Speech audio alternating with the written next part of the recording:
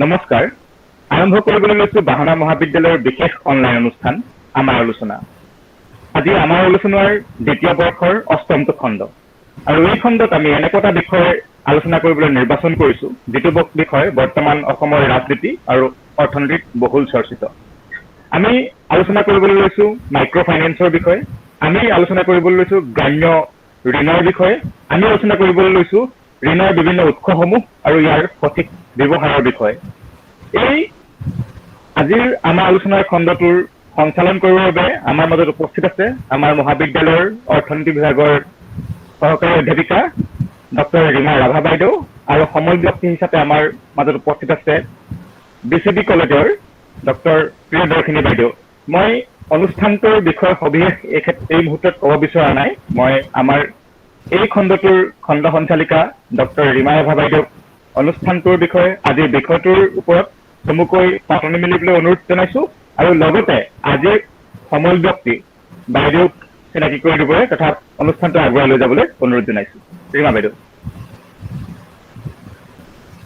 নমস্কাৰ, শুভ সন্ধিয়া।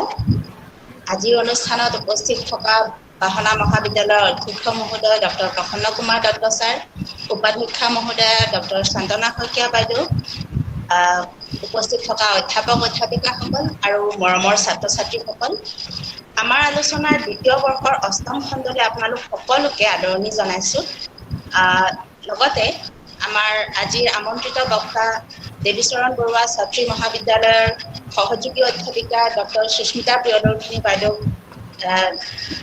আমাৰ আজিৰ অনুষ্ঠানলৈ উষ্ম আদৰণি জনাইছো। বাইদেউ, আমাৰ অনুৰোধ ৰক্ষা কৰি আমাৰ মাজত এখন্তেক দেখা দিয়াৰ বাবে আপোনাক ধন্যবাদ। সুস্মিতা প্ৰিয়দৰ্শিনী বাইদেউৰ নামটো আচলতে খুব এক পৰিচিত নাম। বাইদেৱে অৰ্থনীতি বিভাগৰ বিভিন্ন খণ্ডত বহুতো কিতাপ লিখিছে, আৰু সেই কিতাপৰ জৰিয়তে ছাত্ৰ সমাজৰ লগতে আমি শিক্ষক সমাজো সমানে উপকৃত হৈছো।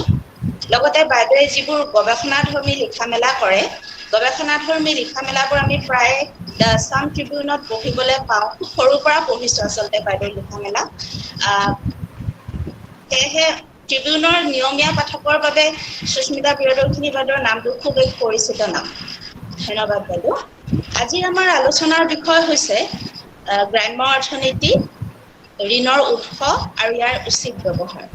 আচলতে ঋণ বুলি ক'লে আমাৰ মনলৈ এটা ঋণাত্মক ধাৰণাৰ জন্ম হয়। ঋণ ল'ম জানো, লোন ল'ম জানো, ঋণ লোৱাটো ভাল কথা জানো?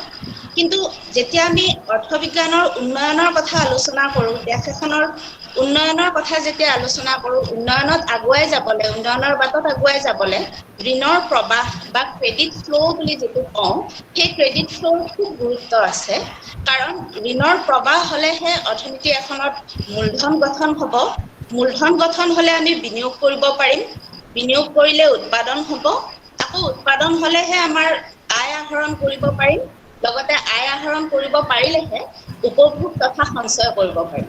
গতিকে উন্নয়ন প্ৰক্ৰিয়াটো খুব এটা ইণ্টাৰলিংক প্ৰক্ৰিয়া, আৰু এই প্ৰক্ৰিয়াত আগুৱাই যাবলৈ হ'লে ঋণৰ প্ৰবাহ হোৱাটো খুবেই প্ৰয়োজনীয়। গতিকে এই বিষয়ে বিতংভাৱে বাইদেৱে আমাৰ লগত আলোচনা কৰিব। খুব সময় দেৰি নকৰি বাইদেউক নিজৰ বক্তব্য ৰাখিবলৈ মই অনুৰোধ জনালো। ধন্যবাদ। বাইদেউ। নমস্কাৰ। জয়তে মই বাহনা মহাবিদ্যালয়ত বৰ্তমান সময়ৰ এক প্ৰাসংগিক বিষয়ৰ ওপৰত, বৰ্তমান সময়ত আমি মাইক্ৰ' ফাইনেন্স বা ঋণ ৰেহাই এই কথাবিলাক লৈ আলোচনা কৰি আছো।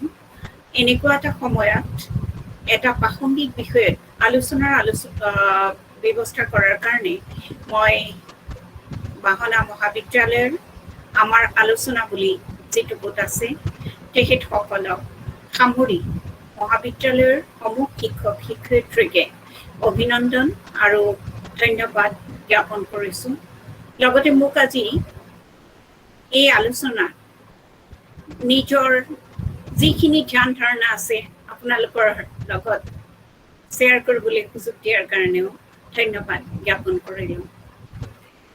এটা কথা জানি মোৰ বৰ ভাল লাগিছে যে বাহনা মহাবিদ্যালয়ে যোৱা বছৰৰ পৰাই এনেকুৱা আলোচনাৰ অনুষ্ঠান আয়োজন কৰি আহিছে।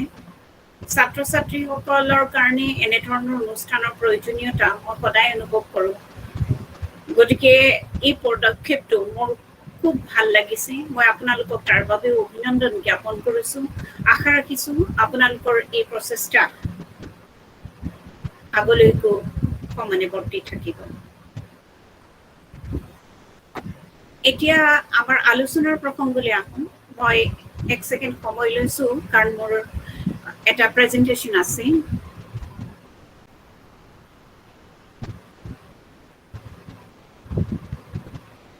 আপোনালোকে বাৰু স্ক্ৰীনখন দেখা পাইছেনে? পাইছোঁ বাইদেউ। ধন্যবাদ।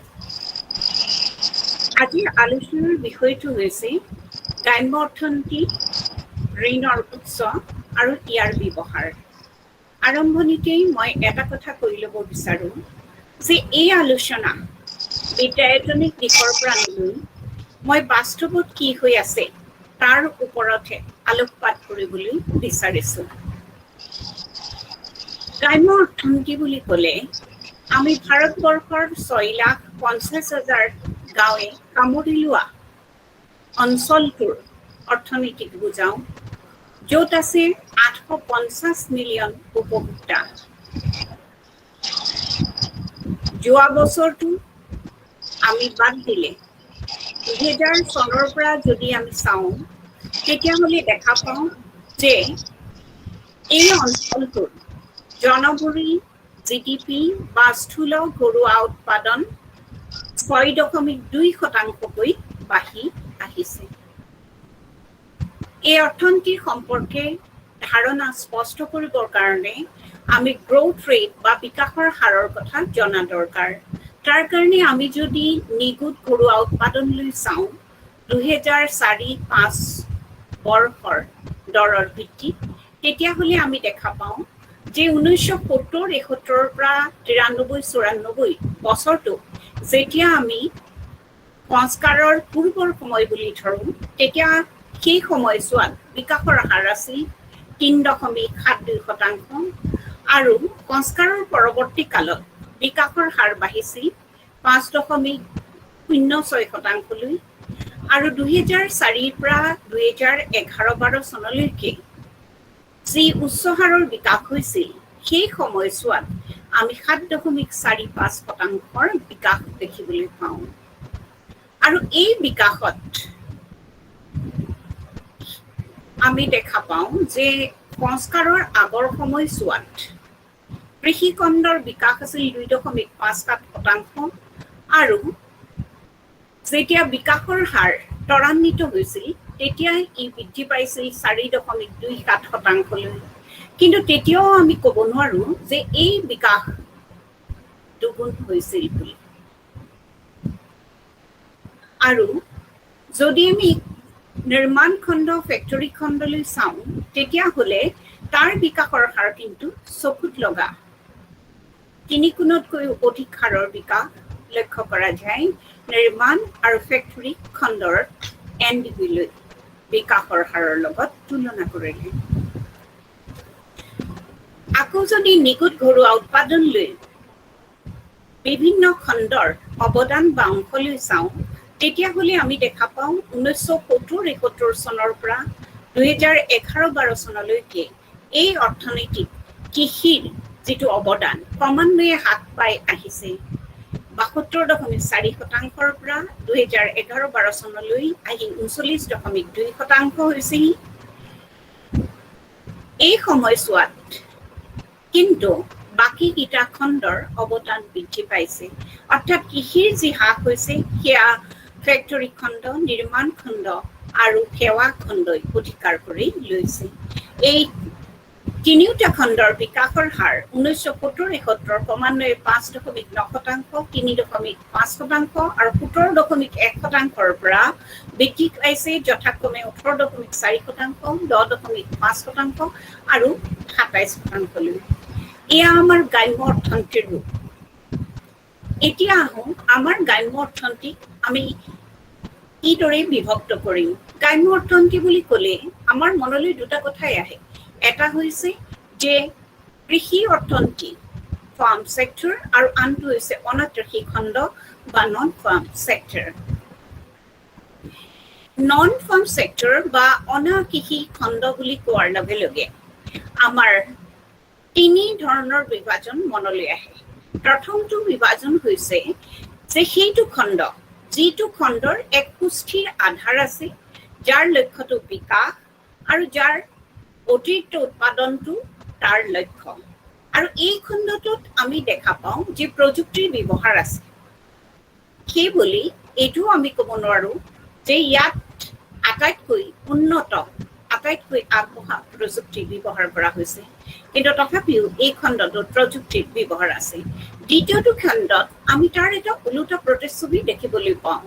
আমাৰ পৰিয়ালটোতে থকা শ্ৰমিকসকলক ব্যৱহাৰ কৰি এই দ্বিতীয় খণ্ডটোত কাম কাজ চলোৱা হয়।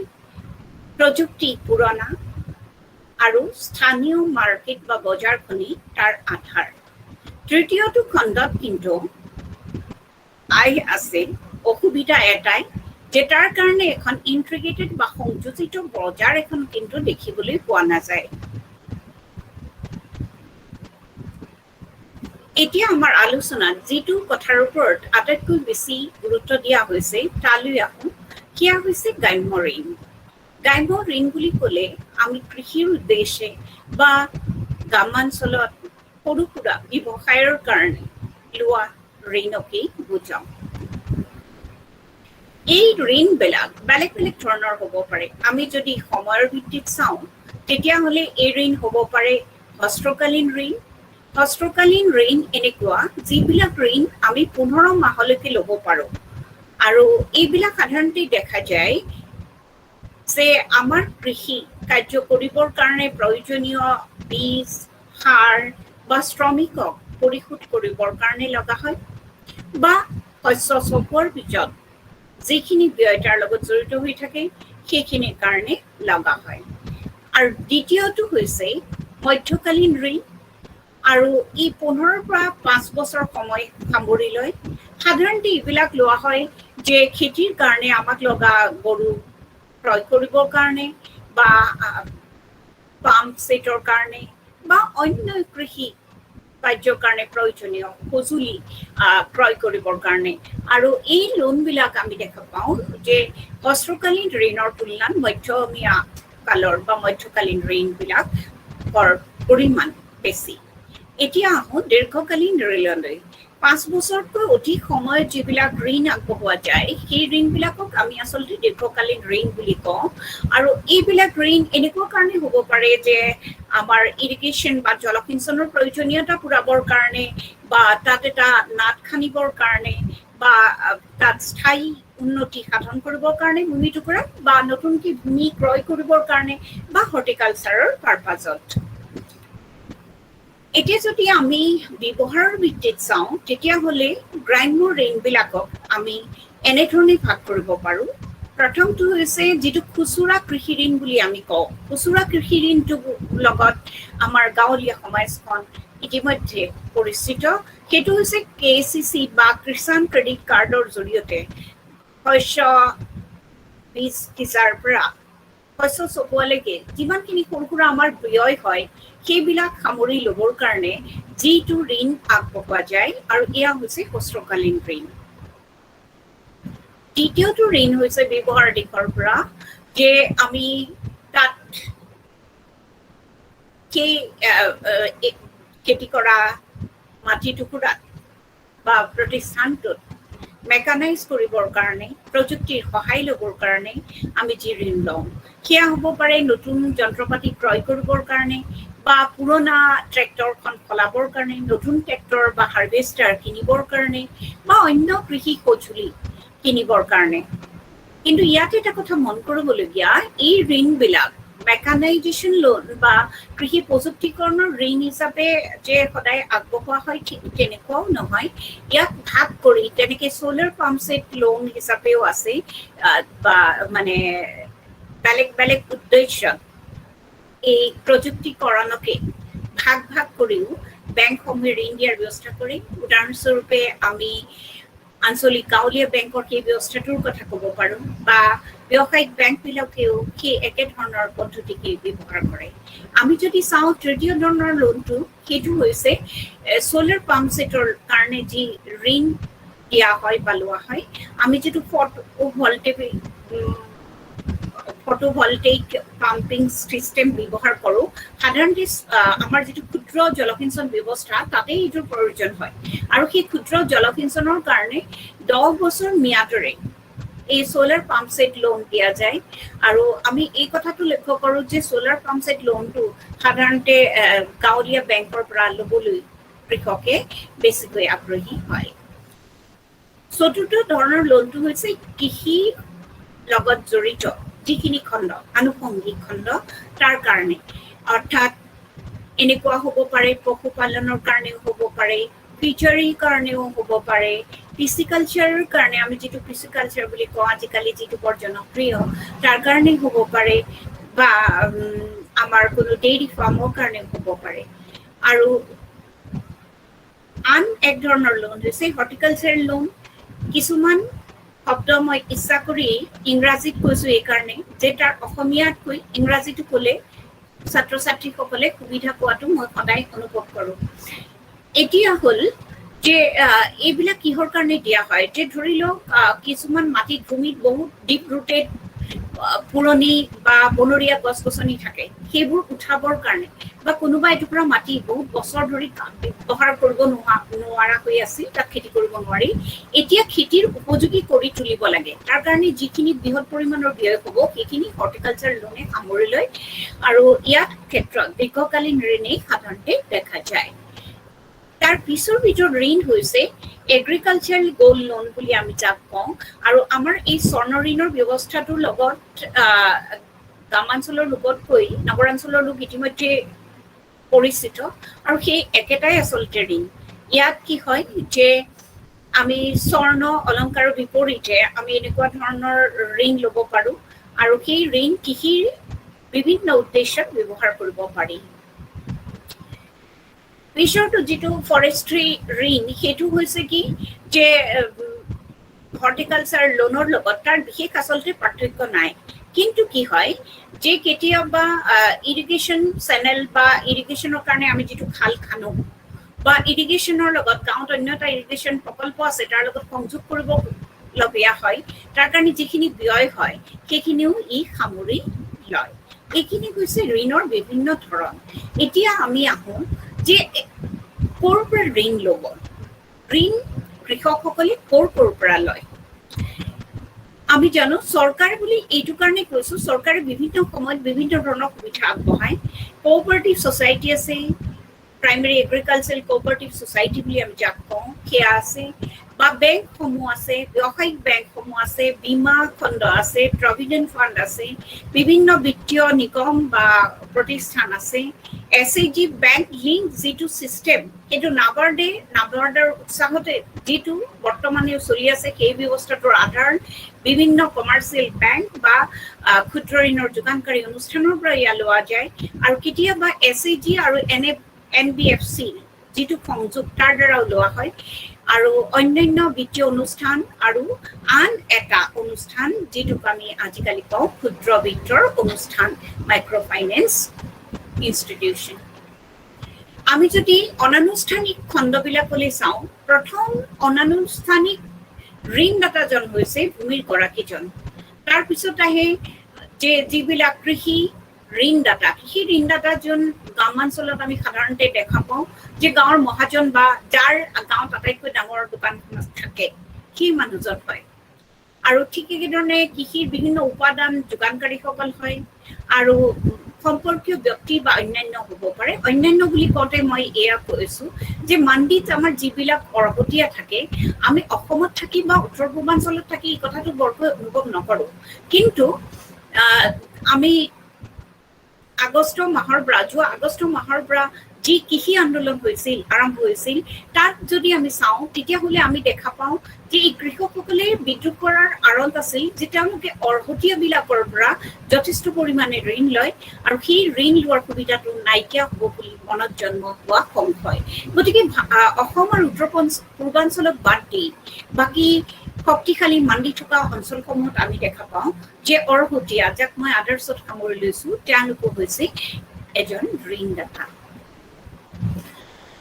এতিয়া আমি যদি অনাকৃষি ঋণলৈ চাওঁ অনাকৃষি ঋণ ব্যৱসায়িক বেংকবিলাকে আগবঢ়ায় আঞ্চলিক গাঁৱলীয়া বেংকবিলাকেও আগবঢ়ায় বিভিন্ন ক্ষুদ্ৰ বিত্তৰ যোগানকাৰী অনুষ্ঠানে আগবঢ়ায় সমবায় বেংক সমবায় সমিতিবিলাকে আগবঢ়ায় ষ্টেট প্ৰতিখন ষ্টেটত থকা ইণ্ডাষ্ট্ৰিয়েল ডেভেলপমেণ্ট বেংক অফ ইণ্ডিয়াৰ যিটো কাৰ্যালয় থাকে তাৰ পৰা সেই ঋণ দিয়া যায় KVIC খাদী গ্ৰামোদ্যোগ বোৰ্ডৰ পৰাও দিয়া যায় আৰু handloom and handicraft development corporation বুলি যিটো অনুষ্ঠান আছে তাৰ পৰাও যোগান ধৰা যায় আৰু ষ্টেট ইণ্ডাষ্ট্ৰিয়েল কৰ্পোৰেশ্যনৰ পৰাও সেয়া যোগান ধৰা যায় এতিয়া আমি যদি চাওঁ যে আচলতে ঋণ ব্যৱস্থাটোত এগ্ৰিকালচাৰেল হাউচহোল্ডে ক'ৰ পৰা ঋণ বেছিকৈ লয় তেতিয়া আমি দেখা পাওঁ যে 61% আহে আনুষ্ঠানিক খণ্ডৰ পৰা অনানুষ্ঠানিক খণ্ডৰ পৰা আহে 30% আৰু বাকী 9% দুইটা খণ্ডৰ পৰা লোৱা হয় গতিকে তাৰ পৰা এটা কথা আমি লক্ষ্য কৰোঁ যে আচলতে অনানুষ্ঠানিক খণ্ডৰ পৰা এই 30 আৰু 9% যোগ কৰিলে প্ৰায় 40% ঋণেই আহে এটা কথা এইখিনিতে কোৱাৰ প্ৰয়োজন আছে আচলতে আমাৰ যিটো ব্যৱস্থা আজিলৈকে চলি আছে ঋণ দিয়াৰ যিটো ব্যৱস্থা তাত দেখা যায় যে স্বাধীনতাৰ আগৰ পৰাও আমি দেখিছিলো যে যিসকল স্থানীয় ঋণদাতা তেওঁবিলাকে উচ্চ হাৰৰ ঋণ কৃষকক যোগান ধৰি আহিছে আৰু আজিও দেখো সেই এটা কথাই যে উচ্চ হাৰৰ ঋণ এই ঋণদাতাসকলে আগবঢ়াই আহিছে এই কথাটো এনেকুৱা নহয় যে অন্য ৰাজ্য বা অন্য অঞ্চলত হৈছে অসংগত নহয় আমি যোৰহাটৰ কাষৰে পাজৰে এই যে ঠাইবোৰ ৰান্ধনীজান খঙিয়া বোধহয় বাহন আৰু সিফালে নিমাতী অঞ্চলত ওলাব সেই সম্পৰ্কে যিহেতু মই সমীক্ষা কৰা নাই মই নাজানো কিন্তু এইকেইটা অঞ্চল মই জানো যে ৰান্ধনীজানৰ পৰা বৰভেটিৰ পিছফালৰ এই গোটেই অঞ্চলটোৰ পৰা খঙিয়া এই গোটেই অঞ্চলটোত কৃষি ঋণৰ যোগান ধৰাই নহয় অনাকৃষি ঋণৰ কাৰণেও ব্যক্তিগত ঋণদাতাই কিন্তু যথেষ্ট পৰিমাণৰ ঋণ আগবঢ়ায় আৰু এই ঋণটো হৈছে বহুত বেছি পৰিমাণে এক্সপ্লয়টেটিভ এইকাৰণে এই কথাটো কৈছো যে সেই ঋণ ব্যৱস্থাটো এনেকুৱা যে এক বছৰত ঋণ পৰিশোধ কৰিব নালাগে 8 দিনৰ মূৰে মূৰে বা 10 দিনৰ মূৰে মূৰে তেওঁলোকে সেই সুদটো লয় গতিকে স্বাভাৱিকতে এইটো অনুমান কৰিব পাৰি যে ঋণ গ্ৰহণকাৰীৰ বাবে সেইটো কিমান পৰৱৰ্তী সময়ত বোজা হৈ উঠে আমি যদি গোটেই চিত্ৰখন চাব বিচাৰো যে আমাৰ দেশখনত কৃষি ঋণৰ ইতিহাসটো কেনেকুৱা তেতিয়াহ'লে আমি 1951 চনৰ পৰাই আৰম্ভ কৰা ভাল সেইকাৰণে মই তিনিটা পৰ্যায়ত এই কৃষি ঋণৰ কথাখিনি ভগাই লৈছো ইয়াতে এটা কথা উল্লেখ কৰাৰ প্ৰয়োজন হ'ব অনাকৃষিৰ ক্ষেত্ৰত অনাকৃষি ঋণ বুলি আচলতে চৰকাৰে বেলেগ বিশেষ কোনো ব্যৱস্থা গ্ৰহণ নকৰে যি বিশেষ ব্যৱস্থাসমূহ গ্ৰহণ কৰা হৈছে সেয়া হৈছে কি যেতিয়া আমি স্কিল ডেভেলপমেণ্টৰ কাৰণে আঁচনি গ্ৰহণ কৰিবলৈ ল'লো বা আমাৰ MSMEৰ ওপৰত গুৰুত্ব দিবলৈ ল'লো তেতিয়া স্বাভাৱিকভাৱে গ্ৰামাঞ্চলৰ অনাকৃষি খণ্ডটোৱে গুৰুত্ব পাবলৈ ল'লে সেইকাৰণে অনাকৃষি খণ্ডৰ কাৰণে মই পৰ্যায়ক্ৰমে আলোচনা কৰাৰ প্ৰয়োজনীয়তাটো অনুভৱ নকৰোঁ প্ৰথম পৰ্যায়ত কৃষি ঋণৰ ক্ষেত্ৰত আমি দেখিবলৈ পাওঁ যে প্ৰথম পৰিকল্পনা 1951 চনত যেতিয়া প্ৰথম পৰিকল্পনা আৰম্ভ কৰা হৈছিল তাত আটাইতকৈ বেছি গুৰুত্ব দিয়া হৈছিল প্ৰাথমিক খণ্ডত আৰু সেই সময়ছোৱাত যেতিয়া নেশ্যনেল ক্ৰেডিট কাউন্সিলৰ মিটিং হৈছিল 1968 চনত তেতিয়া এই কথাটোকে কোৱা হৈছিল যে ব্যৱসায়িক বেংকবিলাকে যিটো প্ৰায়ৰিটি খণ্ড সেই সময়ত কিন্তু প্ৰায়ৰিটি খণ্ডই হাউচিং ছেক্টৰটো আজি যিটো আমি গৃহখণ্ড বুলি কওঁ সেইটো সামৰি লোৱা নাছিল তেওঁলোকে লৈছিলে ক্ষুদ্ৰ যিবিলাক উদ্যোগ আৰু কৃষি এই দুইটা খণ্ডক সামৰি লৈছিল ক্ষুদ্ৰ উদ্যোগ আৰু কৃষি খণ্ডলৈ যাতে ঋণ আগবঢ়াব পৰা যায় সেই কথাটোৰ ওপৰতে গুৰুত্ব দিয়া হৈছিল। যেতিয়া বেংকসমূহ ৰাষ্ট্ৰীয়কৰণ কৰা হ'ল 1969 চনত, তেতিয়া এই কথাটো RBI ক'লে যে গ্ৰামাঞ্চল আৰু নগৰাঞ্চল এই দুইটাৰ মাজত যিটো ব্ৰাঞ্চৰ বা শাখাৰ যিটো অনুপাত সেইটো হ'ব লাগে এনেকুৱা ধৰণৰ যে নগৰাঞ্চল আৰু গ্ৰামাঞ্চলৰ অনুপাতটো হ'ব 1:1:3। দ্বিতীয় পৰ্যায়ত আমি যদি চাওঁ 1970 পৰা 90লৈকে, তেতিয়াহ'লে আমি দেখিবলৈ পাওঁ যে যেতিয়া বেংকৰ ৰাষ্ট্ৰীয়কৰণ হ'ল তেতিয়া আচলতে যিবিলাক ব্যৱসায়িক বেংক আছিল, আমাৰ যিখন কৃষি ঋণৰ বজাৰ, তেওঁলোকৰ তাত আনুষ্ঠানিকভাৱে প্ৰৱেশ বুলি আমি যিটো কওঁ সেইটো তেতিয়াৰ পৰাহে আৰম্ভ হৈছিল। আৰু তাৰ পিছতেই চৰকাৰে আৰম্ভ কৰিছিল যিটো লিড বেংক স্কিম বুলি কওঁ, লিড বেংক স্কিম আৰম্ভ কৰা হৈছিল। আৰু কি কৰা হৈছিল যে যিবিলাক আমাৰ ক্ষুদ্ৰ উদ্যোগ আৰু কৃষি খণ্ড বা কৃষি আনুষংগিক খণ্ডৰ লগত জড়িত খণ্ড আছে, সেই সৰু সৰু খণ্ড আছে, সেই খণ্ডসমূহলৈ যাতে কৃষি ঋণ আৰু গ্ৰামোন্নয়নৰ কাৰণে ঋণ আগবঢ়োৱা যায়। গ্ৰামোন্নয়ন মানে মই ইয়াত এই কথাটো এই কাৰণে কৈছো, ইয়াত এই কথাটো কোৱা হৈছিল যে অকল কৃষি ঋণেই নহয়, আনুষংগিক খণ্ড আৰু তাত অনা কৃষি খণ্ডটো সোমোৱাই লোৱা হৈছিল। তাৰপিছত 1976 চনত কিন্তু এয়া বৰ বেছি ফলপ্ৰসূ নহ'ল। সেইকাৰণে পৰৱৰ্তী সময়ত 1976 চনত যিটো RRB এক্ট, আঞ্চলিক গাঁৱলীয়া বেংকৰ আইনখন অনা হ'ল আৰু আঞ্চলিক গাঁৱলীয়া বেংকক অগ্ৰাধিকাৰ ভিত্তিত গ্ৰামাঞ্চলত ঋণ অকল, ইয়াত কিন্তু এটা কথা জড়িত হৈ আছে, অকল কৃষি নহয়, কৃষি আৰু আনুষংগিক খণ্ড আৰু তাৰ লগতে অনা কৃষি খণ্ডলৈ ঋণ আগবঢ়োৱা কথাটোৰ ওপৰত গুৰুত্ব দিয়া হ'ল। তাৰ পিছতে আহি পৰে নাবাৰ্ড। নাবাৰ্ডে এগ্ৰিকালচাৰ আৰু ৰুৰেল ডেভেলপমেণ্টৰ উদ্দেশ্যেৰে অৰ্থাৎ গ্ৰামোন্নয়ন আৰু কৃষি, অৰ্থাৎ গ্ৰামোন্নয়নৰ তেওঁলোকে উপায়টোৱেই কৰি লৈছিল যে কৃষি উন্নয়নৰ জৰিয়তে গ্ৰামোন্নয়ন। আৰু পৰৱৰ্তী কালত অৱশ্যে 1990 চনৰ পিছৰ পৰা ই আৰু অনা কৃষি খণ্ডত বিভিন্ন প্ৰশিক্ষণৰ ব্যৱস্থা কৰিবলৈ লয়। 1989 চনত RBI এটা অৰ্থাৎ আমাৰ কেন্দ্ৰীয় বেংকে এক নতুন ধৰণৰ আঁচনিৰ সংযোজন কৰে। সেইটো হৈছে ছাৰ্ভিচ এৰিয়া এপ্ৰ'চ আৰু এনুৱেল ক্ৰেডিট প্লেন চিষ্টেম। বাৰ্ষিক এটা ঋণৰ পৰিকল্পনাৰ ব্যৱস্থা কৰা হ'ল আৰু এটা সেৱা এৰিয়া বুলি এটা অঞ্চল তেওঁলোকে নিৰ্দিষ্ট কৰি ল'লে আৰু এইটো কৰা হৈছিল কেৱল গ্ৰামাঞ্চলৰ কাৰণে। তৃতীয় পৰ্যায়ত আমি যেতিয়া সংস্কাৰৰ পৰৱৰ্তী কালছোৱা চাওঁ, আমি দেখা পাওঁ যে 1990 চনৰ পৰা একচুৱেলি 89ৰ পৰা আৰম্ভ হৈছিল নৰসিংহাম কমিটিৰ ৰিপৰ্টৰ কাৰণে কমিটি গঠন কৰি দিয়া হৈছিল নৰসিংহামৰ সভাপতিত্বত অধ্যক্ষতাত, আৰু সেই নৰসিংহাম কমিটিৰ ৰিপৰ্ট ইমপ্লিমেণ্ট কৰিবলৈ লোৱা হৈছিল, ৰূপায়ণ কৰিবলৈ লোৱা হৈছিল। আৰু সেই নৰসিংহাম কমিটিৰ যি প্ৰতিবেদন আছিল তাত এটা কথাৰ ওপৰত গুৰুত্ব দিয়া হৈছিল যে বিত্তীয় খণ্ডটোৰ কাৰ্য দক্ষতা বঢ়োৱা হ'ব।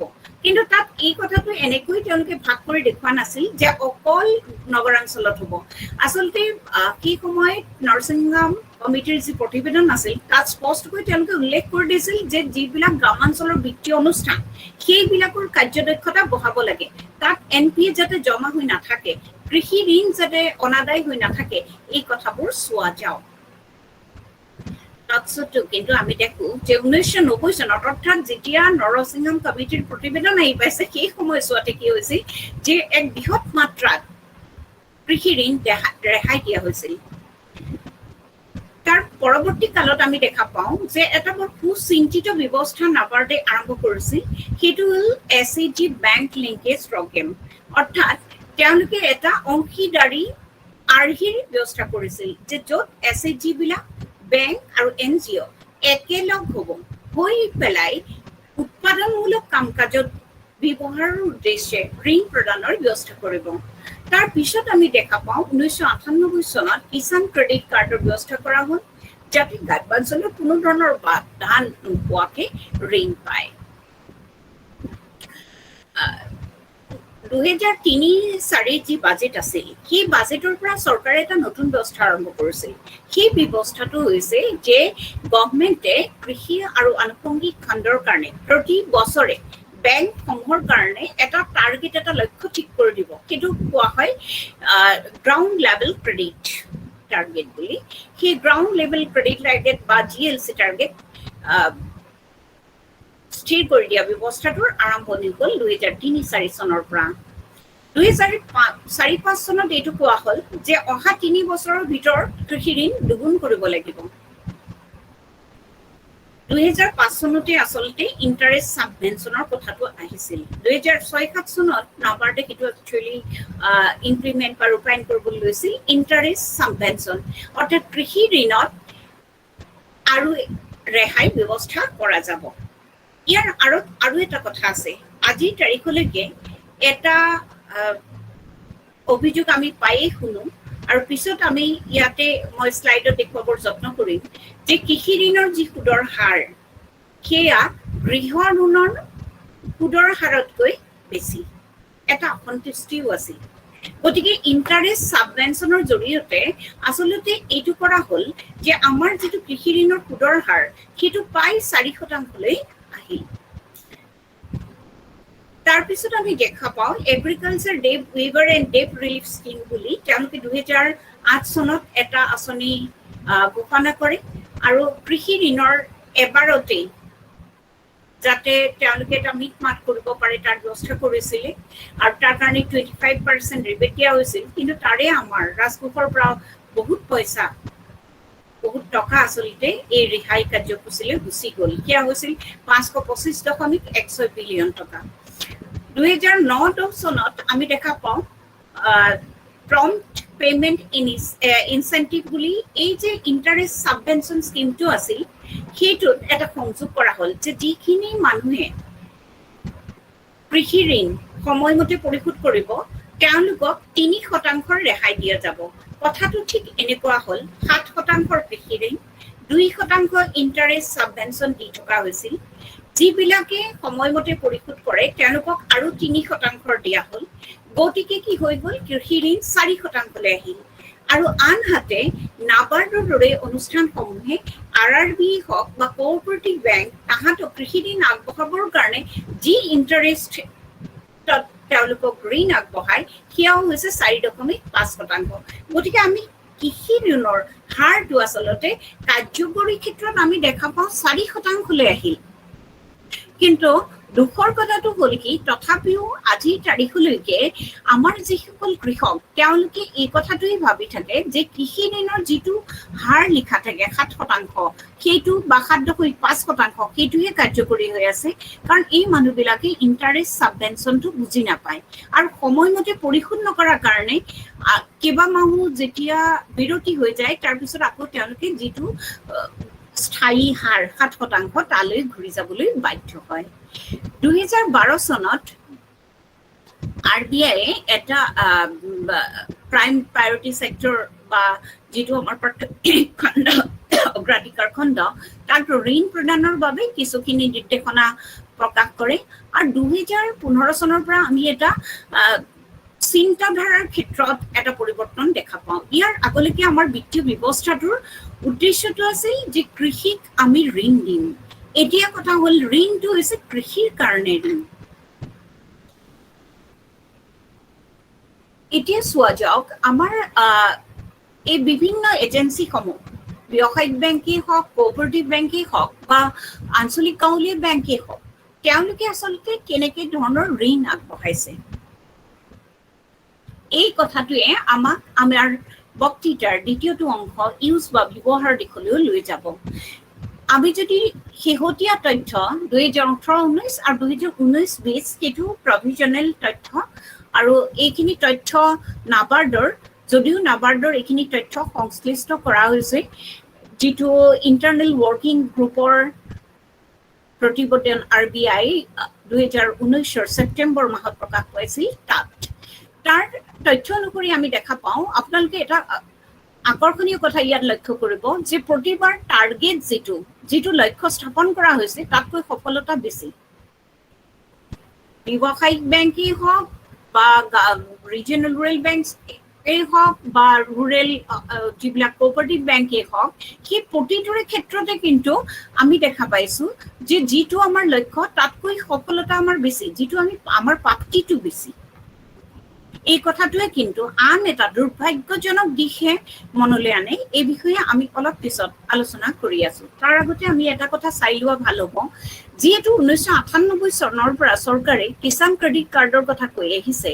এই কিষাণ ক্ৰেডিট কাৰ্ডৰ ব্যৱহাৰটো কেনেকুৱা, তাত এই তথ্যখিনি চালে আচলতে 2018-19, 2019-20 এই তথ্যখিনি চালে আমাৰ মনটো প্ৰফুল্লিতই হয় যে কৃষি ঋণ হয় কৃষকে বহুত বেছি পৰিমাণে পাইছে। আউটষ্টেণ্ডিং ক্ৰপ লোন বা টাৰ্ম লোন যদি আমি চাওঁ বা কিমানখিনি অপাৰেটিভ KCC আছে সেইখিনি যদি আমি চাওঁ, তেতিয়াহ'লে এইখিনি মন ভাল লগা তথ্য। কিন্তু ইয়াতে এটা কথা আছে, সেই কথাটো হৈছে যে যদি আমি NSS-ৰ 78 ৰাউণ্ডৰ তথ্যলৈ চাওঁ, তেতিয়া আমি কি দেখা পাওঁ? তেতিয়া আমি দেখা পাওঁ যে সেই সময়ছোৱাত, অৰ্থাৎ সেই সময়ছোৱা মানে সেইটো 78 ৰাউণ্ড আছিল 2013 চনৰ কথা সেইটো, আৰু সেই সময়ছোৱাত 50%তকৈও অধিক ঋণ আহিছিল অনানুষ্ঠানিক খণ্ডৰ পৰা। আৰু তাৰ পৰা এটা কথা স্পষ্ট হৈছিল যে আমাৰ ক্ষুদ্ৰ আৰু উপান্ত কৃষকসকল যিসকল, তেওঁলোকে ঋণত 36% উচ্চ হাৰৰ পৰিশোধ কৰি আছে। আকৌ যদি আমি এটা কথা চাওঁ যে তেওঁলোকে ঋণ ক'ত ব্যৱহাৰ কৰিছে, আমি তেওঁলোকৰ দিশৰ পৰা ঋণৰ ব্যৱহাৰটো চোৱা দৰকাৰ। তেতিয়া দেখা যায় যে NSS-ৰ সেই তথ্যই দেখুৱাই যে তেওঁলোকে সেই ঋণ ব্যৱহাৰ কৰিছে উৎপাদনমূলক কাম কাজত, কৃষি উন্নয়নৰ কাৰণে বা কৃষি আনুষংগিক খণ্ডৰ উৎপাদন বঢ়াবৰ কাৰণে। তাৰ মানে এটা কথা স্পষ্ট হয় যে মই অলপ দেৰি আগলৈকে যি 3টা পৰ্যায়ত কৃষি ঋণৰ যিটো ধৰণ, আৰু গ্ৰামাঞ্চলৰ ঋণ বুলি ক'লে কৃষি ঋণে আটাইতকৈ ডাঙৰ কথা তাত।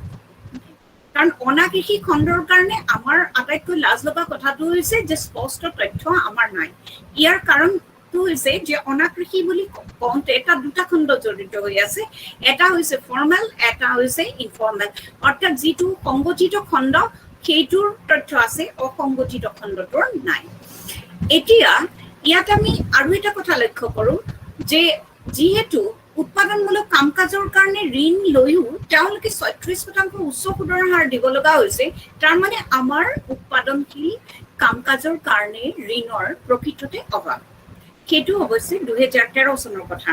আমি 2019-ত কি পৰিৱৰ্তন হৈছে সেইটোলৈও যাম। তাৰ আগতে আৰু এটা কথা চোৱা দৰকাৰ, আমি দেখা পাওঁ যে কৃষি ঋণ আনুষ্ঠানিক খণ্ডৰ পৰা কৃষি ঋণ কিমান পাইছে সেইটো ভূমিৰ আকাৰৰ ওপৰতো নিৰ্ভৰ কৰে। কাৰণ সেই সময়ছোৱাত বৃহৎ কৃষকৰ 83%ই পাইছিলে কি আনুষ্ঠানিক ঋণ, আৰু আনহাতে ক্ষুদ্ৰ কৃষকৰ 60%-এ পাইছিলে আনুষ্ঠানিক ঋণ। এতিয়া যদি আমি 2019-ৰ তথ্যলৈ চাওঁ, তেতিয়া RBIৰ 2019-ৰ ছেপ্টেম্বৰত প্ৰকাশিত internal working group to review agricultural ক্ৰেডিটৰ প্ৰতিবেদনে আমাক এটা কথা কয় যে এতিয়াও আমাৰ যিখিনি ক্ষুদ্ৰ কৃষক তাহাঁতলৈ 40% ঋণ আহে অনানুষ্ঠানিক খণ্ডৰ পৰা। এটা কথা আমি স্বীকাৰ কৰিব লাগিব বা আমি যিটো পৰ্যায়ক্ৰমে আলোচনা কৰিলো তাৰ পৰাও স্পষ্ট যে চৰকাৰে স্বাধীনতাৰ কালৰ পৰা গ্ৰামাঞ্চললৈ ঋণৰ প্ৰৱাহৰ কাৰণে বিভিন্ন ব্যৱস্থা লৈছে। আৰু 2000 বহুত বছৰ আগতে, অৰ্থাৎ আজিৰ তাৰিখৰ পৰা 2021 ধৰি যদি আমি চাওঁ, 2005 চনতে ইণ্টাৰেষ্ট ছাবভেনচনৰ তেওঁলোকে ব্যৱস্থা কৰিছিল। কিন্তু আমি যদি কিষাণ ক্ৰেডিট কাৰ্ডলৈকে চাওঁ, কিষাণ ক্ৰেডিট কাৰ্ডতো আমি দেখিবলৈ পাওঁ যে 2019-ৰ তথ্য হৈছে যে আমাৰ যিমানবোৰ কিষাণ ক্ৰেডিট কাৰ্ড হিচাপ আছে বা একাউণ্ট আছে, তাৰ ভিতৰত মাত্ৰ 45%হে কাৰ্যকৰী হৈ আছে। কিন্তু সেইটো আমি হয় বুলি কিয় ক'ব নোৱাৰো যে যে 45%তকৈ কমহে আচলতে আমাৰ তথ্য ওলাব লাগে। তাৰ কাৰণ হৈছে এজন কৃষকৰ কেইবাটাও একাউণ্ট থাকে, এটা বন্ধ হয় অন্য এটা খোলে, আৰু সেই কাৰণে কি হয় এজন কৃষকৰ বিপৰীতে কেইবাটাও খণ্ড থকাৰ কাৰণে ইয়াত এটা ডাবল কাউণ্টিঙৰ শংকা প্ৰকাশ কৰা হৈছে। এই শংকাটো RBI কৰিছে আৰু সেইকাৰণে তেওঁলোকে কৈছে যে 45%তকৈ কম আচলতে KCC অপাৰেটিভ বা কাৰ্যকৰী হৈ আছে। এতিয়া আমি চাওঁ যে এই ঋণখিনি একচুৱেলি কৃষকসকলে কিহত ব্যৱহাৰ কৰিছিল। তাৰ আচলতে NSSৰ যিটো 59th ৰাউণ্ড সেইটো কৰা হৈছিল কৃষি ঋণৰ ব্যৱহাৰৰ ওপৰত, আৰু সেইটোৱেই হৈছিল কৃষি ঋণৰ ওপৰত কৰা আটাইতকৈ পদ্ধতিগত আলোচনাৰ এটা ৰাউণ্ড। সেই ৰাউণ্ডৰ তথ্যৰ পৰা আমি দেখিবলৈ পাওঁ যে কৃষি ঋণ ঘাইকৈ ব্যৱহাৰ হৈছিল মূলধনী ব্যয় হিচাপে, অৰ্থাৎ বিভিন্ন আহিলা কিনিবৰ কাৰণে। তাত আমি ট্ৰেক্টৰকো ধৰিছোঁ, হাৰ্ভেষ্টাৰকো ধৰিছোঁ, বা নতুনকৈ ভূমি ক্ৰয়কো ধৰিছোঁ। আৰু দ্বিতীয়টো হৈছে চলিত যিখিনি ব্যয়। তাৰপিছত আছে আমাৰ যিবিলাক পৰিয়াল, কৃষিজীৱী পৰিয়ালসমূহত বিভিন্ন ব্যয় মাজে মাজে কৰিব লগা হয়, চিকিৎসা ব্যয়, তেওঁলোকৰ ল'ৰা ছোৱালী শিক্ষাৰ কাৰণে শিক্ষাৰ ব্যয়, আৰু বিভিন্ন অনুষ্ঠান বিয়া বাৰু এইবিলাকতো আছে, তাৰ লগতে উপভোগৰ কাৰণে। এইখিনি হৈছে তেওঁলোকৰ ব্যৱহাৰ। এতিয়া আহোঁ অন্য এটা দৃশ্যপটলৈ। মই আগতেই উল্লেখ কৰি আহিছো যে কৃষি ঋণ আমাৰ কৃষকসকলে ইমানবিলাক ব্যৱসায়িক বেংক, ৰিজনেল ৰুৰেল বেংক বা MFIs থকা পিছতো অনানুষ্ঠানিক খণ্ডৰ পৰা কিয় ল'বলৈ যায়? ইয়াৰ কাৰণ মই যিবিলাক কৃষকৰ লগত আলোচনা কৰিছিলোঁ, বিভিন্ন সময়ত মই বাজেটৰ আলোচনাৰ কাৰণে ঘাইকৈ কৃষকৰ লগত কথা পাতিব লগা হয়, তেতিয়া মই দেখিছিলোঁ তেওঁলোকৰ এটা ভুল ধাৰণা আজিলৈকে আছে। সেইটো হৈছে যে কৃষি ঋণত যদি আমি বেংকৰ পৰা লওঁ, প্ৰথমতে হৈছে বহুত কাগজ পত্ৰ নথি পত্ৰ জমা দিব লাগিব, আৰু দ্বিতীয় কথাটো হৈছে যে সুদৰ হাৰ বহুত বেছি। তেওঁলোকৰ মই এটা কথা বৰ আচৰিত হৈ লক্ষ্য কৰোঁ, তেওঁলোকে বাকী কথাবোৰ নাজানে, কিন্তু এটা কথা তেওঁলোকে ঠিক জানে যে চৰকাৰে গৃহ খণ্ডত যিটো সুদৰ হাৰ দিছে সেইটো তেওঁলোকতকৈ কম। কিন্তু এই মানুহখিনিয়ে ইণ্টাৰেষ্ট ছাবভেনশ্যন, মই অন্য মানুহবিলাকৰ কাৰণে এতিয়া কাৰেণ্ট যিটো ৰেট অফ ইণ্টাৰেষ্ট সেইটোৱে মই বিভিন্ন বেংকৰ পৰা লৈ ইয়াত সন্নিৱিষ্ট কৰিছোঁ। সকলোবিলাক বেংকৰ পৰা লোৱাটো ইমান কম সময়ত সম্ভৱ নহয় কাৰণে মই এইকেইটা বেংকতে সামৰি থলোঁ। এতিয়া তাত দেখা গৈছিল যে হয়, হোম লোনৰ ইণ্টাৰেষ্ট ৰেটটো কম। ইয়াত দুটা কথা জড়িত হৈ আছে। কৃষি ঋণ দিয়া হয় এটা বিশেষ খণ্ড কৃষিজীৱী লোকসকলক। এতিয়া সেইকাৰণে কি হয়, তাত ইণ্টাৰেষ্ট ছাবভেনশ্যনৰ ব্যৱস্থাটো কৰা হৈছে যে তেওঁলোকৰ প্ৰথম কথা হৈছে কৃষি ঋণৰ যদি শুদ্ধ ব্যৱহাৰ হ'বলৈ হয় তেতিয়াহ'লে সেই ঋণ সময়মতে ব্যৱহাৰ কৰিব লাগিব। সেইকাৰণে চৰকাৰৰ এইটো ইণ্টাৰেষ্ট ছাবভেনশ্যনটো আটাইতকৈ এটা উপযোগী ব্যৱস্থা। কিন্তু সেই ব্যৱস্থা সম্পৰ্কে কৃষকসকলৰ নিজৰ জ্ঞান কিন্তু বহুত সীমিত। তেওঁলোকে এইটো বুজি নাপায়। তেওঁলোকে কিন্তু বুজি পায় যে গৃহ ঋণত চৰকাৰে কম সুদ দিছে। ইয়াত এটা কথা জড়িত হৈ আছে, গৃহ ঋণ কাক দিয়া হৈছে? সকলোকে দিয়া হৈছে। কৃষককো দিয়া হৈছে, শিক্ষককো দিয়া হৈছে, কলেজ শিক্ষককো দিয়া হৈছে, ব্যৱসায়ীকো দিয়া হৈছে, সকলোকে দিয়া হৈছে যাতে সকলোৰে এটা ঘৰ হয় আমাৰ দেশখনত। গতিকে এই সকলোকে সামৰি লৈছে।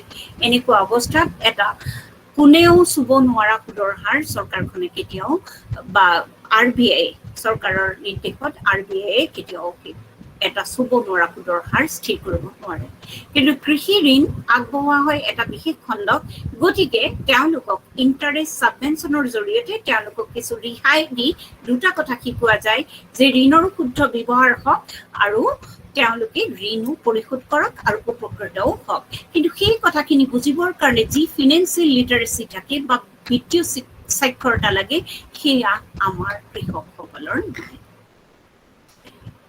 এতিয়া চাওঁ কিয় অনানুষ্ঠানিক খণ্ডলৈ যায়। এই যিটো কৃষি সুদৰ হাৰৰ কথাটো ক'লো, ইয়াত কিন্তু এটা কথা মন কৰিবলগীয়া, মই যিসকল কৃষকক এই কথাটো সুধিছিলোঁ বা যিসকলে মোক এই কথাটো এই ধৰণে কৈছিল, তেওঁলোকৰ ক্ষেত্ৰত মই দেখোঁ তেওঁবিলাকৰ কিন্তু অলপ শিক্ষা দীক্ষাও আছে। কিন্তু এনেই যদি আমি সেই মানুহখিনি অলপ শিক্ষা থকা এই ব্যৱস্থাটো বুজি পোৱা মানুহখিনি বাদ দি বাকী মানুহখিনি যদি চাওঁ, তেতিয়াহ'লে দেখা হ'ল যে যিটো আনুষ্ঠানিক ঋণ ব্যৱস্থা তাত কি হয়, এটা সুস্থিৰ আয়ৰ উৎস থাকে তেওঁলোকে বন্ধতি বা নিশ্চিতি দিব লগা হয় ক্ৰেডিট ঋণৰ যিটো স্ক'ৰ বা চিভিল সেইটোৰো এটা প্ৰয়োজন হয় সেই কথাবোৰ এই মানুহবিলাকৰ কাৰণে বুজি পোৱাও অসুবিধা আৰু আনুষ্ঠানিক ঋণৰ কাৰণে বন্ধকী আগবঢ়োৱাটো এজন আঠিয়াৰ বা টেনেণ্টৰ কাৰণে বা শ্বেয়াৰ ক্ৰপাৰৰ কাৰণে বৰ সহজ কথা নহয় এইটো এটা কথা ইয়াতে আৰু এটা কথা উল্লেখ কৰাৰ প্ৰয়োজন যে এই যে কেচিচি লোন দিয়া হৈছে ঋণ দিয়া হৈছে বা আসাম গ্ৰামীণ বিকাশ বেংকৰ দৰে আঞ্চলিক গাঁৱলীয়া বেংকবিলাকে ঋণ আগবঢ়াইছে তেওঁবিলাকে কিন্তু এটা শতাংশ কোলেটাৰেল ফ্ৰী অৰ্থাৎ কোনো বন্ধকী বা নিশ্চিতি নোহোৱাকেও আগবঢ়ায় কিন্তু সেই বিষয়ে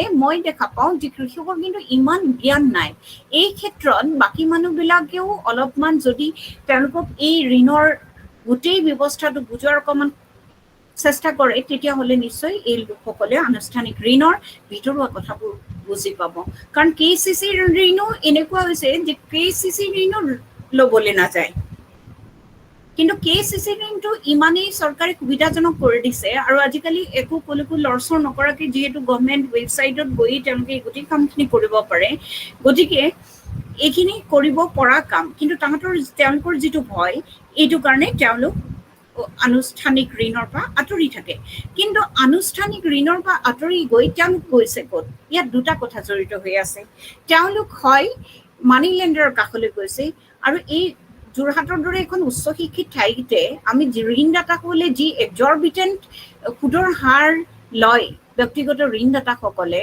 তেওঁলোকে আৰু বিশেষকৈ চিকিৎসা ক্ষেত্ৰৰ কাৰণে তেওঁলোকে বহুত আগবঢ়ায় ইয়াত ব্যক্তিগত ঋণদাতাসকলে আমি আশা কৰিছো যে যিখন মাইক্ৰ' ফাইনেন্স বিল অসম চৰকাৰে ইতিমধ্যে আনিছে সেই বিলখনে এই কথাবিলাকত আঘাত সানিব অৰ্থাৎ ব্যক্তিগত ঋণদাতাসকলৰ ক্ষেত্ৰত অলপ সাৱধানী পদক্ষেপ ল'বলৈ বাধ্য হ'ব এতিয়া মাইক্ৰ' ফাইনেন্স কোম্পানীজবিলাক ইণ্ডিয়াত আমি দেখো এইকেইটা কোম্পানী যিবিলাক ইয়াত নাম সন্নিৱিষ্ট কৰা হৈছে তেওঁলোকে কাম কৰি আছে কিন্তু অসমত আমি দেখা পাওঁ বন্ধন আৰু আৰোহণ বিত্তীয় বেংক ইহঁতিয়ে কাৰ্য কৰি আচলতে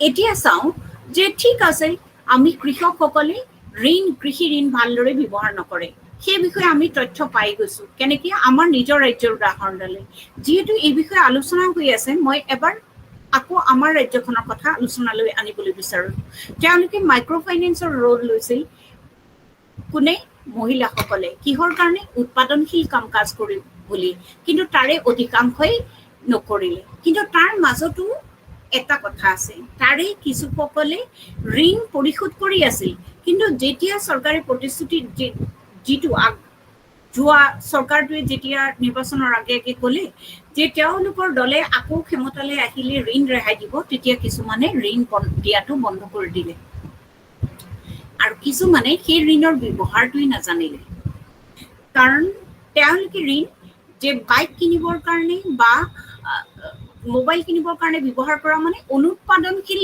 ঋণ ব্যৱহাৰ কৰিলে অনুৎপাদনশীল ব্যৱহাৰ কৰি তেওঁলোকে ঋণ পৰিশোধ কৰাৰ প্ৰশ্ন নুঠে গতিকে ইয়াত এটা কথা আছে যেতিয়া এটা ঋণ দিয়া যায় তেতিয়া এই কথাটো চোৱা দৰকাৰ যে মাইক্ৰ' ফাইনেন্স ইনষ্টিটিউশ্যনবিলাকৰ লক্ষ্যটো হৈছে যে তেওঁলোকে আমি যদি বন্ধনলৈকে চাওঁ তেওঁলোকৰ সুদৰ হাৰ হৈছে 17.65% বা 18.5% আৰু কৃষি ঋণ বা অন্য আমি যদি এই বেংকবিলাক চাওঁ কমাৰ্চিয়েল বেংকবিলাক তাহাঁতৰ কিমান সুদৰ হাৰ 7.5% পৰা 10.85%ৰ মাজত তেওঁলোকৰ সুদৰ হাৰটো পৰিৱৰ্তন হয় আৰু এওঁলোকে 18% লয় তথাপিও মানুহ যায় কাৰণ তেওঁলোকৰ কাৰণে উৎপাদনশীল নে অনুৎপাদনশীল সেই কথাটো বৰ গুৰুত্বপূৰ্ণ নহয় গতিকে যদি এই মানুহখিনিক আমি ঋণৰ ব্যৱহাৰ আৰু তাৰ লগতে এই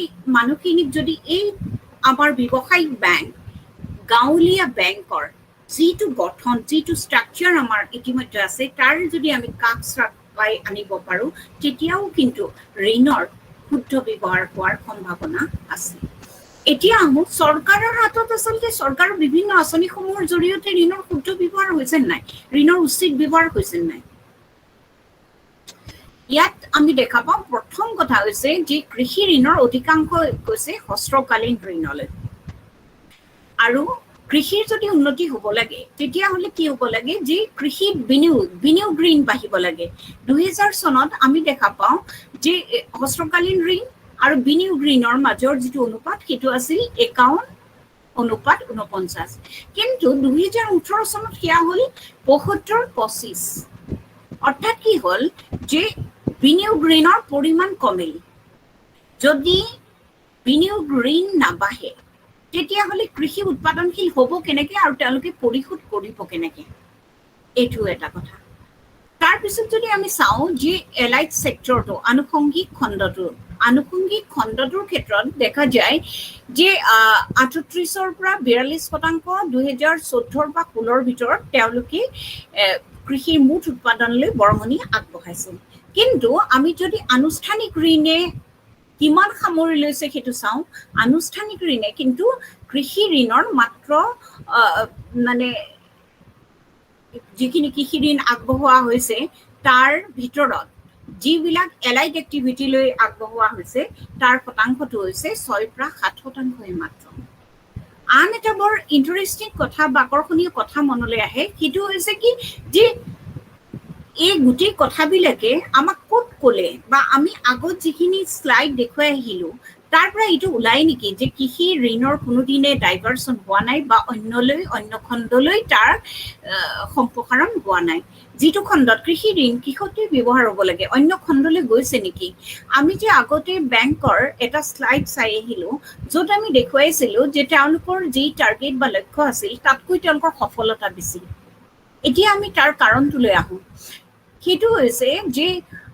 আমি যিটো ইণ্টাৰনেল ৱৰ্কিং গ্ৰুপৰ শেহতীয়া প্ৰতিবেদন তাত দেখা পাওঁ যে কিছুমান ৰাজ্যত যিটো এগ্ৰিকালচাৰ জিডিপি বুলি কোৱা হয় কৃষি জিডিপি তাৰ কেইবাগুণো পৰিমাণৰ ঋণ দিয়া হৈছে কৃষি যিটো জিডিপি কৃষি যিটো উৎপাদন হৈছে তাতকৈ কৃষি ঋণৰ পৰিমাণ বেছি তাৰমানে কথাটো এনেকুৱা কেৰালাতকৈ গুটি দীঘল সেইটো হৈছে কেৰালা তামিলনাডুৰ দৰে ৰাজ্যত বা তেলেংগানা কৰ্ণাটকাটো হৈছে কিন্তু সৰ্বোচ্চ হৈছে কেৰালা আৰু তামিলনাডুত আমি দেখা পাওঁ 2015-16-17 এই তিনিটা চনত একচুৱেলি তেওঁলোকক যিখিনি ঋণ দিয়া হৈছে সেই কৃষি ঋণখিনি হৈছে ৰাজ্যখনৰ যিখিনি কৃষি জিডিপি তাৰ 180% বেছি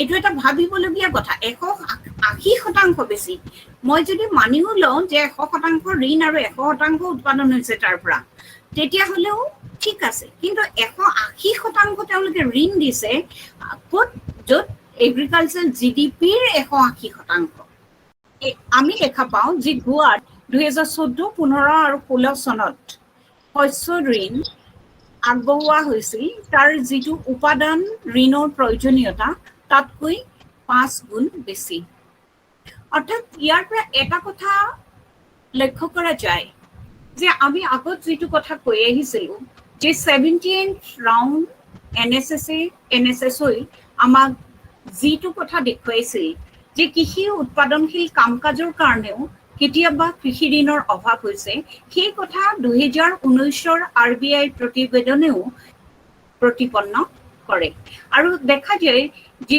পশ্চিমবংগ বা ঝাৰখণ্ড উত্তৰাখণ্ড উত্তৰ প্ৰদেশ এই ধৰণৰ ৰাজ্যবিলাকত কৃষিৰ কাৰণে প্ৰয়োজনীয় সাৰ বীজ বা শ্ৰমিকক পৰিশোধ কৰিবৰ কাৰণে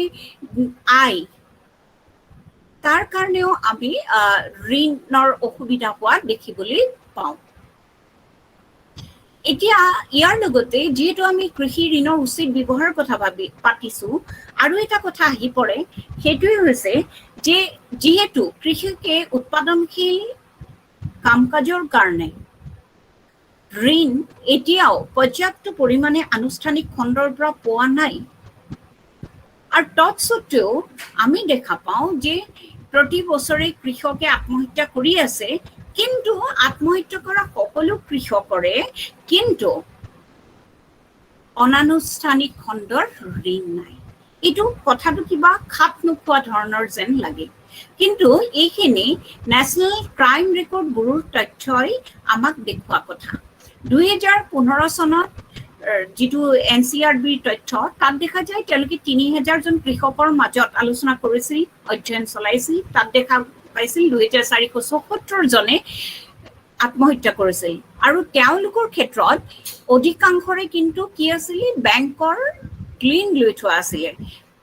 বেংকৰ ঋণ পৰিশোধ কৰিবৰ কাৰণে বেংকে তেওঁলোকক হেঁচা প্ৰয়োগ কৰিছিল নেকি, সেইটো অৱশ্যে এই NCRBৰ প্ৰতিবেদনে প্ৰকাশ কৰা নাই, সেইটো আমি ক'ব নোৱাৰো, কিন্তু সেইটো হ'ব যেন বুলি আশাও কৰিব নোৱাৰি। দ্বিতীয় কথাটো হৈছে যে তেওঁলোকে আমি যদি চাওঁ অনানুষ্ঠানিক খণ্ডৰ পৰা কিমান ঋণ লৈছে, দেখা পাওঁ 9.8% ঋণহে তেওঁলোকে তাৰ পৰা লৈছে। আৰু আন এটা কথা তাৰ পৰা প্ৰতিপন্ন হয় যে কৰ্ণাটকা বা মহাৰাষ্ট্ৰ এই দুখন ৰাজ্যক যদি আমি চাওঁ, তাতে আটাইতকৈ বেছি কৃষকে আত্মহত্যা কৰে আৰু তেওঁলোকৰে কি হৈছে আটাইতকৈ বেছি ঋণগ্ৰস্ত বুলি চিহ্নিত ৰাজ্য। গতিকে এইটো এটা সম্পৰ্ক আছে। তাৰ পৰা এইটোৱে দেখুৱাই আকৌ যে ঋণগ্ৰস্ততাৰ কাৰণে আমি ফৰ্মেল ছেক্টৰটোক সদায় দায়ী কৰিব পাৰিম সেইটোও ক'ব নোৱাৰি। কাৰণ কি হয় যে গ্ৰাম্য যিটো ঋণগ্ৰস্ততা, কৃষকৰ যিটো ঋণগ্ৰস্ততা, সেইটো যে অকল তেওঁলোকে ঋণৰ ভাল ব্যৱহাৰ বা উচিত ব্যৱহাৰ কৰিব নোৱাৰাৰ কাৰণে সৃষ্টি হৈছে সেইটোও ক'ব নোৱাৰি। কেতিয়াবা এনেকুৱা হয় শস্য যিটো হাৰত উৎপাদন হ'ব বুলি ভাবিছিল সেই ধৰণে নহ'ল, বা আমি যি বীজ ৰোপণ কৰিছিলোঁ সেই বীজ ফল দিবলৈ অসফল হ'ল, নাইবা খুব খৰাং হ'ল, অৰ্থাৎ বতৰৰ কাৰণেও হ'ব পাৰে, প্ৰাকৃতিক দুৰ্যোগৰ কাৰণেও হ'ব পাৰে, যিবোৰৰ কাৰণে কৃষকক কিন্তু দায়ী কৰিব নোৱাৰে। এতিয়া যদি আমি চাওঁ যে গ্ৰাম্য ঋণ আৰু RRBs বা কোঅপাৰেটিভ বা মাইক্ৰ' ফাইনেন্স ইনষ্টিটিউশ্যন, এই আটাইকেইটা ইনষ্টিটিউশ্যনৰ মাজত এগ্ৰিকালচাৰেল ক্ৰেডিটৰ বিভাজন কেনেকুৱা, তাত আমি এটা কথা দেখো যে কমাৰ্চিয়েল বেংকে বা ব্যৱসায়িক বেংকে আটাইতকৈ বেছি শতাংশ ঋণ দিছে। তাৰ পৰা এটা কথাই প্ৰতিপন্ন হয় যে ব্যৱসায়িক বেংকবিলাকে KCCৰ জৰিয়তে বহুত ঋণ দি আছে। যদিও 45%হে আছে, 45% মানুহ থাকিলেও তেওঁলোকে কি হৈছে যে টোটেল হিচাপত তেওঁলোকে মুঠ কৃষি ঋণত তেওঁলোকৰ হিচাপ হৈছে 79%, আটাইতকৈ বেছি তেওঁলোকে আগবঢ়াইছে। আৰু তাৰ পিছতেই তেওঁলোকৰ কাৰণে কৃষি ঋণৰ উৎস হৈছে কোঅপাৰেটিভ বা সমবায়বিলাক। কিন্তু যিবিলাক ক্ষুদ্ৰ ঋণৰ যোগানধাৰী অনুষ্ঠান, সেইবিলাক অনুষ্ঠানৰ পৰা মাত্ৰ 1%হে ঋণ লৈছিল। এই গোটেই কথাবিলাকৰ পিছত আৰু এটা কথা আহে যে অনাকৃষি খণ্ডটোৰ অৱস্থাটো কেনেকুৱা। এতিয়া আমি যদি অনাকৃষি খণ্ডলৈ যাওঁ, অনাকৃষি খণ্ডটোত আমি দেখা পাওঁ যে তাৰ 35% মানুহে শেহতীয়া তথ্য মতে 35% বা 35% মানুহ বা 35% প্ৰতিষ্ঠান নিৰ্মাণ বা ফেক্টৰী খণ্ডটোৰ লগত জড়িত। গতিকে নিৰ্মাণ বা ফেক্টৰী খণ্ডটোৰ লগত যিহেতু 35% মানুহে জড়িত আছে, আৰু বাকী মানুহখিনি কিহৰ লগত জড়িত হৈ আছে? বাকী মানুহখিনি জড়িত হৈ আছে সেৱা খণ্ডৰ লগত। এতিয়া এই সেৱা খণ্ডটোতো এটা ডাঙৰ বিভাজন আছে। সেৱা খণ্ডটোত জড়িত মানুহৰ 50% ট্ৰেডিঙত জড়িত, আৰু ট্ৰেডিঙৰ 88% মানুহ জড়িত হৈ আছে কিহত? যে গাঁৱতে এখন সৰু দোকান দি চলি থাকো, পৰিয়ালটো চলি থাকিলে। এইটো তেওঁলোকৰ এটা মানসিকতা গঢ়ি উঠিছে। এই মানসিকতাটোৱে অপকাৰ কৰিছে। সেইকাৰণে আমি দেখা পাওঁ যে চৰকাৰে যিখিনি MSME কাৰণে যিখিনি আঁচনি গ্ৰহণ কৰিছে তাৰ সুবিধা ল'বলৈ যোৱা নাই, বা মুদ্ৰা আঁচনি যিটো, সেই মুদ্ৰা আঁচনিও আমি সফল হোৱা বুলি ক'ব নোৱাৰো। সেইটো আগৰটো কাৰ্যকালতে অনা আঁচনি, কিন্তু তাৰো শেহতীয়া তথ্য মতে তাৰ ফলাফল ইমান ভাল নহয়। আৰু ঠিক একেধৰণে যিটো আত্মনিৰ্ভৰ ভাৰতৰ জৰিয়তে যিখিনি ঋণৰ ব্যৱস্থা তেওঁলোকক কৰা হৈছে MSME, তাত কিন্তু গাঁৱৰ যিবিলাক সৰু সৰু অনুষ্ঠান, তাহাঁতি সৰু সৰু প্ৰতিষ্ঠান আগবাঢ়ি যোৱাৰ কথা পোহৰলৈ অহা নাই। কিন্তু এই অনুষ্ঠানবিলাকৰ এটা সুবিধা আছিল যে এই প্ৰতিষ্ঠানসমূহে আঁচনিৰ পৰা সুবিধা, ঋণ লোৱাৰ বেছি সুবিধা আছে। ধৰি লওক এটা এনেকুৱা প্ৰতিষ্ঠান স্থাপন কৰিলে তেওঁলোকে যে গ্ৰাম্য পৰ্যটনৰ কাৰণে বা স্থানীয় পানীয়ৰ এটা উদ্যোগ বা স্থানীয় খাদ্যৰ এটা উদ্যোগ বা স্থানীয় আজিকালি আমি দেখা পাওঁ যে ধানৰ পৰাও কৰে গহনা, বিভিন্ন ধৰণৰ অলংকাৰ কলগছৰ পৰাও কৰে, গতিকে এনেকুৱা বা মৰাপাটৰ পৰাও কৰে, এই তেনেকুৱা ধৰণৰ অলংকাৰৰ যদি ব্যৱস্থা কৰে তেতিয়াহ'লে কি হয়, তেওঁলোকে চৰকাৰৰ পৰা ঋণ পায় আৰু বহুত এনেকুৱা অনাকৃষি খণ্ডত কাম কৰিবলৈ বিচৰা যুৱক যুৱতীৰ এইটো ধাৰণা নাথাকে যে তেওঁলোকক পাছৰ ডোখৰ আগবঢ়াই নিবৰ কাৰণে কিবা অনুষ্ঠান আছে নাই। ইয়াতে এটা কথা উল্লেখ কৰাটো ভাল হ'ব বুলি ভাবোঁ যে তেওঁলোকে যদি চিডবিলৈ যায়, street industrial development bank of ইণ্ডিয়াৰ ওচৰলৈ যদি তেওঁলোক আগবাঢ়ি যায়, ঋণো পালে আৰু কাইলৈ ৰপ্তানি সুবিধাৰ কাৰণে সকলো ধৰণৰ সাহায্যও পালে। গতিকে এইটো এটা বৰ যোগাত্মক কথা। গতিকে সেই বিষয়ে জ্ঞানৰ অভাৱটোৱেও তেওঁলোকৰ ঋণৰ ক্ষেত্ৰত এক বাধা হৈ উঠিছে। এতিয়া আহোঁ কি ধৰণে আমি ঋণৰ শুদ্ধ ব্যৱহাৰ কৰিব পাৰিম। তাৰ কাৰণে প্ৰথম কথাটো মোৰ অনুভৱ হয় যে বেংকবিলাকে তেওঁলোকৰ যিটো মানসিকতা সেইটো সলনি কৰা দৰকাৰ। তেওঁলোকে এনেধৰণে কাম কৰে যে তেওঁলোক ঋণদাতা, তেওঁলোকে বিত্তীয় উপদেষ্টা হিচাপে কাম নকৰে। মই ব্যক্তিগত এটা অভিজ্ঞতা কথা কওঁ, বেংকৰ পৰিচালকসকলৰ এটা প্ৰশিক্ষণ কাৰ্যসূচীত মোৰ এটা বক্তৃতা আছিল, তেওঁলোকৰ লগত মত বিনিময়ৰ এটা মই সুযোগ পাইছিলোঁ। তেতিয়া উত্তৰ পূৰ্বাঞ্চলৰ প্ৰায়বিলাক বেংকৰে পৰিচালকসকল তাত উপস্থিত আছিল আৰু তেওঁলোকৰ বিভিন্ন অভিজ্ঞতা তেওঁলোকে মোক কৈছিল। তেতিয়া তেওঁলোকক মই কৈছিলোঁ যে তেওঁলোকৰ সমস্যাটো ক'ত ঋণ দিয়াৰ ক্ষেত্ৰত। তেওঁলোকে কৈছিল যে বাইদেউ আমি এনেকুৱা তাত আমি অন্য কোনো ভূমিকা পালন কৰিব নোৱাৰোঁ সেই অঞ্চলত, যিহেতু মানুহবিলাকৰ বিত্তীয় সাক্ষৰতা নাই। আমি 30-40 কিলোমিটাৰ স্কুটাৰ এখন লৈ যাওঁ, ৰাস্তা বেয়া, সেইকাৰণে জনজাতি অধ্যুষিত অঞ্চল অৰুণাচল আৰু নাগালেণ্ডৰ সকলে পাই এই কথাটো কৈছিল। ত্ৰিপুৰাত অৱস্থা বহুত ভাল অৱশ্যে। তেওঁলোকে কৈছিল যে তেওঁলোকে 30-40 কিলোমিটাৰ স্কুটাৰখন লৈ যায়, তাৰ মাজত এটাই বেংক আছে, বেংকৰ শাখা আছে, তাত যায় গৈ পেলাই ঋণ ল'বানে বুলি তেওঁলোকক সুধি থাকে। কৈছে তেওঁলোকক আমি কোনো ধৰণৰ পৰামৰ্শদাতাৰ কাম কৰিব নোৱাৰোঁ, আমি তেওঁলোকলৈ এনেকেই যাওঁ, আমি ঋণদাতা, আমি তোমালোকক পইচা দিম লোৱা এনেকৈ থাকোঁ। গতিকে সেই ভূমিকাটোৱেও ডাঙৰ অপকাৰ কৰিছে। কিন্তু সেই ভূমিকাটো সলাবলৈ হ'লে আৰু এটা কথা সফল হ'ব লাগিব, সেইটো হৈছে যে বিত্তীয় সাক্ষৰতা বাঢ়িব লাগিব। ইয়াত আমি এটা টু-ৱে ৰিলেশ্যনশ্বিপ দেখোঁ। বিত্তীয় সাক্ষৰতা বাঢ়িলে কি হ'ব, তেওঁলোকে বেংককো বুজি পাব। আকৌ বিত্তীয় সাক্ষৰতাত বেংকেই সহায় কৰিব পাৰে তেওঁলোকক। বেংকে তেওঁলোকৰ লগত যদি এটা সুসম্পৰ্ক স্থাপন কৰিব পাৰে, যিটো এটা বেংকিং ৰিলেশ্যনশ্বিপ, আৰু আকৰ্ষণীয় কথাটো হ'ল যে 2003-4 চনৰ পিছৰ পৰা কেন্দ্ৰীয় চৰকাৰে RBIৰ জৰিয়তে সেই কথাটোৰ ওপৰতে গুৰুত্ব দিছে। বেংকবিলাকে যদি তেওঁলোকক সঁচাৰ কথাটো ছেভিংছৰ সুবিধাটো জনায়, আমি যেনেকৈ বাহ্যিক ঋণ দেশ এখনে পৰিশোধ কৰিবৰ কাৰণে ছিংকিং ফাণ্ডৰ প্ৰথাটো খুব কম, যে যদি চৰকাৰে এটা ফাণ্ড লৈ প্ৰতি বছৰ জমা কৰি থয় তেতিয়া বাহ্যিক ঋণ কেতিয়াও সমস্যা নহয়। ঠিক একেটা কথা তেওঁলোকৰ ক্ষেত্ৰতো খাটে।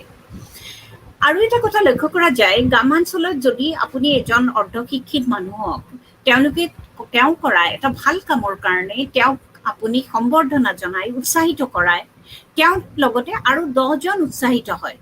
গতিকে যিবিলাক মানুহে ভালদৰে সময়মতে ঋণ পৰিশোধ কৰিছে, তেওঁলোকৰ নামসমূহ যদি ব্লকৰ অফিচত বা পঞ্চায়তৰ অফিচত আঁৰি থোৱাৰ ব্যৱস্থা কৰা হয়, তেওঁলোকক সম্বৰ্ধনা জনোৱা হয়, তেওঁৰ লগতে আৰু 10জন উৎসাহিত হ'ব। অৰ্থনীতিটো আমি এই ষ্ট্ৰেইট ইফেক্ট বা সম্প্ৰসাৰণ প্ৰভাৱটোৰ কথা সদায় কৈ আহিছোঁ। এবাৰ সেইটো চেষ্টা চৰকাৰে আৰু এই অনুষ্ঠানবিলাকে কৰি চাব নোৱাৰেনে? আৰু আন এটা কথা হৈছে কি, আমাৰ এতিয়াৰ যিটো অৱস্থা, এইটো চাওক, আমি অসমত যেতিয়া ঋণ ৰেহাই দিয়া হৈছে, তেতিয়া আমি চবেই এই কথাটোলৈ প্ৰতিবাদ কৰিছোঁ যে কিয় ঋণ ৰেহাই দিব লাগে, মাইক্ৰ' ফাইনেন্সৰ ঋণ তেওঁলোকে ভালদৰে ব্যৱহাৰ কৰা নাই। ইয়াত এটা কথা আছে, এনেকুৱা এটা মানসিকতা হৈ গৈছে যে কৃষকে, বিশেষকৈ কৃষকে সদায় এইটো আশা কৰে যে নতুন চৰকাৰ হ'লে ঋণ ৰেহাই দিব। গতিকে ঋণ ৰেহাই দিব বুলি তেওঁলোকে যে কল্পনা এটা কৰি লয়, তেতিয়াৰ পৰাই ঋণ পৰিশোধ কৰাটো তেওঁলোকে বন্ধ কৰে। আৰু ঋণ ৰেহাইটো প্ৰতিটো ৰাজনৈতিক গোষ্ঠীৰ কাৰণে এটা ডাঙৰ উপায় নিৰ্বাচনী বৈতৰণিখন পাৰ হোৱাৰ বাবে। গতিকে যদি ডেভেলপমেণ্ট পলিটিক্স কৰা হয়, যদি ভাৰতবৰ্ষত যিটো উন্নয়নৰ ৰাজনীতি, সেই কথাটো যদি অকল অৰ্থনীতিবিদ বা শিক্ষিত মানুহৰ মাজতে নাথাকি যদি এই ৰাজনৈতিক নীতি নিৰ্ধাৰকসকল আৰু যিখিনি আমাৰ অৰ্ধশিক্ষিত মানুহ, গ্ৰামাঞ্চলৰ দৰিদ্ৰ মানুহ, তেওঁলোকৰ মাজলৈও যদি সম্প্ৰসাৰণ কৰা যায়, তেতিয়াহ'লে কি হ'ব, তেওঁলোকে এই ঋণ ৰেহাই তেওঁলোকক ভৱিষ্যতে কি ধৰণে অপকাৰ কৰিব সেই কথাটো উপলব্ধি কৰিব পাৰিব। আৰু এইটো সকলোৰে কাৰণে এটা লক্ষ্যৰ নিচিনা হ'ব লাগে। RRB হওক বা ব্যৱসায়িক বেংকেই হওক বা মাইক্ৰ' ফাইনেন্সৰ ইনষ্টিটিউটবিলাকেই হওক, যেনেকুৱা বেংকেই নহওক, যে KCC একাউণ্ট খোলাটো তেওঁলোকে উৎসাহিত কৰিব লাগে। এতিয়া আকৌ অনাকৃষি খণ্ডত তেনেহ'লে কি কৰিব পৰা যায়? অনাকৃষি খণ্ডলৈ বিভিন্ন ধৰণৰ ঋণ আছে, কিন্তু কথা হৈছে যে অনাকৃষি খণ্ডত বজাৰখন তেওঁলোকে সৃষ্টি কৰি ল'ব নোৱাৰে। সেইটো এটা ডাঙৰ সমস্যা তেওঁলোকৰ বাবে। গতিকে এইটো কাম নিশ্চয় কৰিব পাৰি যে যিবিলাক সংশ্লিষ্ট বিভাগৰ লগত জড়িত কাম কাজত এজন নতুনকৈ উদ্যোগীয়ে কাম এটা কৰিবলৈ লৈছে, তেওঁ বজাৰৰ লগত যোগাযোগ স্থাপন কৰি দিয়াৰ ক্ষেত্ৰত আগভাগ সেই বিভাগেই ল'ব পাৰে। এটা সৰু উদাহৰণ লওঁ, যে কোনোবা এটা অঞ্চলত যদি ভিলেজ টুৰিজমৰ কাৰণে বা গ্ৰাম্য পৰ্যটনৰ কাৰণে এজন উদ্যোগী আগবাঢ়ি আহিছে, যে তেওঁ নিজে গ্ৰাম্য পৰ্যটনৰ ব্যৱস্থা কৰিছে বা তেওঁ এটা স্থানীয় পানীয়ৰ কাৰণে প্ৰস্তুত কৰিছে আৰু সেইটো তেওঁ বিভিন্ন পৰ্যটকক খুৱাব বিচাৰে, তেনেহ'লে যিটো আমাৰ পৰ্যটন বিভাগ তাহাঁতৰ যিটো ৱেবছাইট আছে, তাত সেইখিনি বিনামূলীয়াকৈ সেইখিনি প্ৰদৰ্শন কৰাৰ ব্যৱস্থা কৰিব পাৰি। আৰু সেইটো তেওঁলোকৰ যিখিনি আমাৰ পৰ্যটন বিভাগৰ সুকীয়া ফেৰী আছে, যে ব্ৰহ্মপুত্ৰদি যোৱা, আৰু তাৰ সেই ফেৰীবিলাকৰ বাহিৰ চাইডে বহুতবিলাক বা ভিতৰতো বহুতখিনি এনেকুৱা ধৰণৰ বিজ্ঞাপন লগোৱা যায়। গতিকে এওঁলোকৰ বিষয়ে যদি তাত প্ৰচাৰ কৰা যায়, এনেকুৱা ধৰণৰ কামেৰেও সহায় কৰিব পাৰি যাতে তেওঁলোকে সেই বজাৰখন পায়। কাৰণ আমি এইটো কথা পাহৰি যোৱা উচিত নহয় যে পৰ্যটকসকলৰ কাৰণে অসম সদায় এক আকৰ্ষণীয় স্থলী, আৰু পৰ্যটকসকলৰ কাৰণে 60 টকা দি তেওঁলোকে ইয়াত মিনাৰেল ৱাটাৰ এটা কিনি ল'বৰ সময়ত এক মুহূৰ্তও নাভাবে। কাৰণ তেওঁলোকৰ 1 টকাটোৰ কাৰণে আমি যে 72 টকা দিব লাগে, গতিকে ইয়াত তেওঁলোকৰ 60 টকাটো দি এটা পানীৰ বটল কিনিবলৈ তেওঁলোকে অকণো দ্বিধাবোধ নকৰে। ঠিক একেধৰণে আমি বিভিন্ন খণ্ডৰ কাৰণে হোটেলৰ কাৰণে তেওঁলোকে যেনিবা বিভিন্ন জুৱেলাৰীৰ ব্যৱস্থা কৰিছে, সেই জুৱেলাৰীৰ কাৰণেও তেওঁলোকৰ লগত যিটো এক্সপৰ্ট মাৰ্কেট তাৰ লিংকটো স্থাপন কৰি দিব পাৰি। নেটফি হাটৰ লগত তেওঁলোকৰ লগত প্ৰত্যক্ষ সম্পৰ্ক স্থাপন কৰি দিব পাৰি। চ' এইবিলাক ব্যৱস্থাৰ জৰিয়তে আচলতে ঋণৰ প্ৰকৃত ব্যৱহাৰ হ'ব পাৰে। গতিকে কামবোৰ যদি উৎপাদনশীল ঋণ দিয়া হৈছে, উৎপাদনশীল কামতেই ব্যৱহাৰ হ'ব, সেইটো আচলতে নিশ্চিত কৰাটোৱেই হ'ব ঋণৰ উপযুক্ত ব্যৱহাৰৰ ক্ষেত্ৰত প্ৰথম পদক্ষেপ। এই আলোচনাখিনি প্ৰস্তুত কৰিবৰ কাৰণে মই ঘাইকৈ এই 3খন প্ৰতিবেদন আৰু এইখন কিতাপৰ সহায় লৈছিলোঁ। সেয়া মই ইয়াত আপোনালোকৰ আগত এইখিনি দেখুৱাই দিছোঁ। এইখিনি ৰিপৰ্ট, এই 2টা ৰিপৰ্ট বৰ সুন্দৰ ৰিপৰ্ট, আপোনালোকে নিজেও পঢ়িব পাৰে এইকেইখনৰ জৰিয়তে। মই হয়তো আপোনালোকক সন্তুষ্ট কৰিব পৰাকৈ এই গোটেই কথাখিনি সামৰিব পৰা নাই, বাকীখিনি কথা এইকেইখন প্ৰতিবেদনতে স্পষ্ট হয়।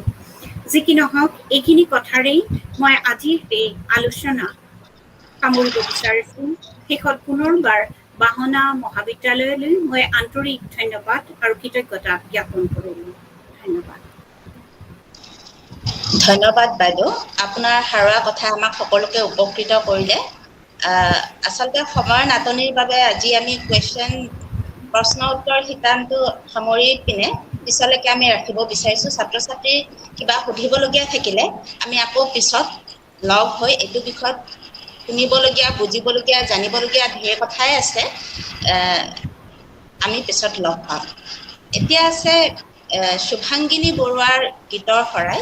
শুভাংগিনী বৰুৱা আমাৰ মহাবিদ্যালয়ৰ ৰাজনীতি বিজ্ঞান বিভাগৰ ছাত্ৰী। শুভাংগিনীক মই গীতি পৰিৱেশন কৰিবলৈ অনুৰোধ জনালোঁ।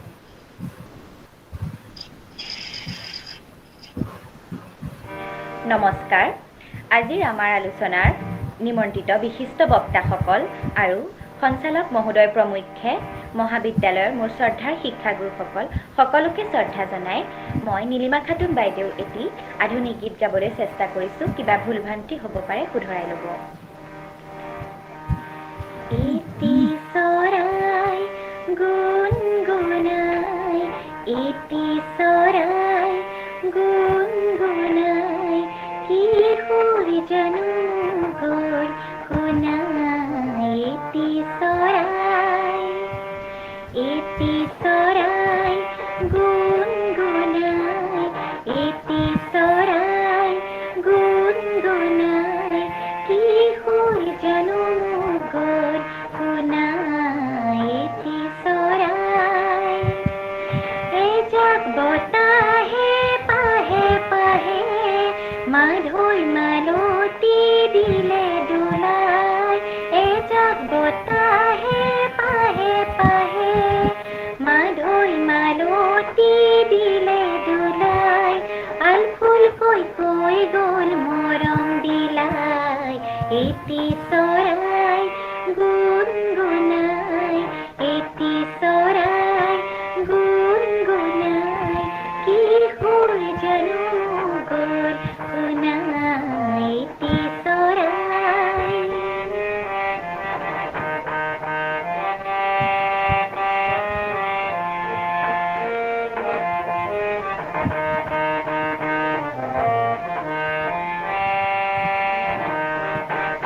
এটি ক্ষণে অকাৰণে, এটি স্মৃতি গৈ সোঁৱৰাই। এটি ক্ষণে অকাৰণে, এটি স্মৃতি গৈ সোঁৱৰাই।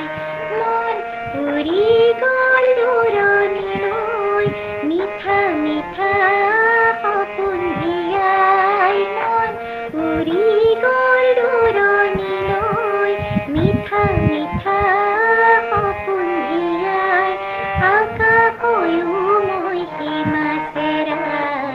এটি চৰাই গুণগুণাই, এটি চৰাই গুণগুণাই, কিশোৰ জানো গ'ল শুনাই। এটি চৰাই।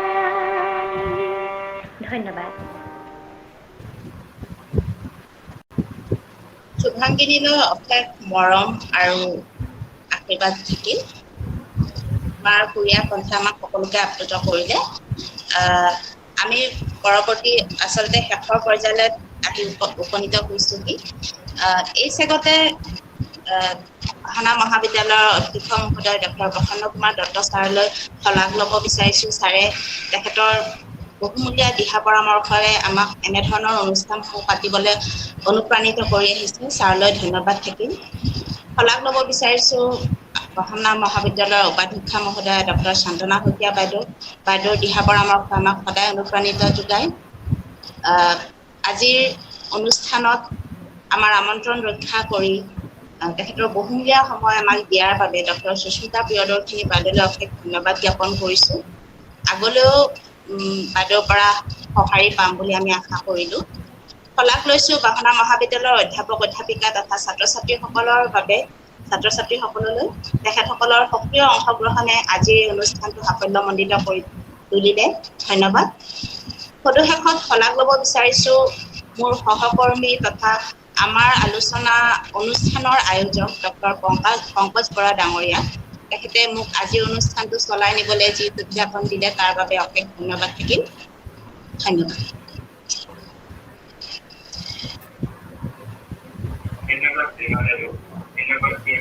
আপুনি খুব সুন্দৰভাৱে এই উপস্থাপন কৰিলে। আশা কৰি ছাত্ৰ ছাত্ৰীসকলক অপেক্ষা কৰিছে, ময়ো উপেক্ষা কৰিছোঁ।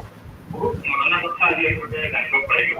প্ৰশ্ন মনত বহু উদয় কৰিছিল, কিন্তু সময় যিহেতু আমি চলিব লাগিব, আমি এঘণ্টাৰ কাৰণে পৰিকল্পনা কৰিছিলোঁ, এঘণ্টা 20 মিনিট কৰিব।